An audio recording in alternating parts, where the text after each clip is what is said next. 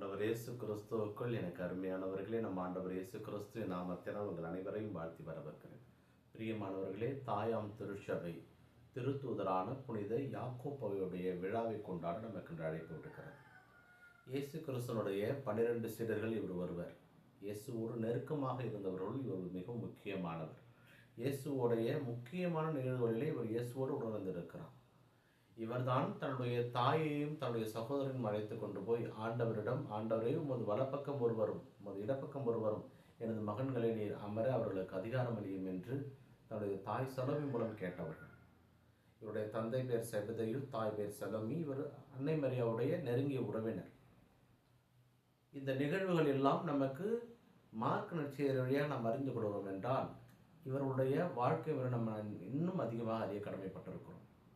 இயேசு கடற்கரை வழியே சென்ற பொழுது யாக்கோப்பும் யோவானும் தங்களுடைய தந்தை செபதேயோடு மீன் பிடிக்க தயாராகி கொண்டிருந்தார்கள்.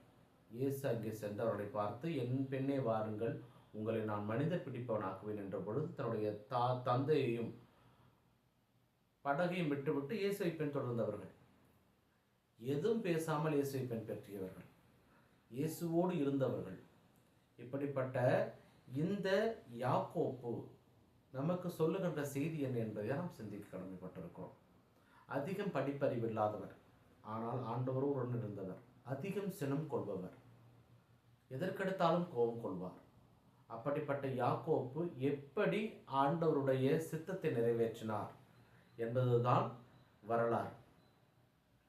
இந்த யாக்கோப்பு இயேசுவோடு இருந்த பொழுது ஒரு முறை இயேசுவும் அவரோடு சீடர்களோடு சென்று கொண்டிருந்த பொழுது சமாரிய வழியாக இயேசு செல்ல இருந்தது. அப்பொழுது அங்கே இருந்தவர்கள் அந்த வழியாக அவர்களை விடவில்லை.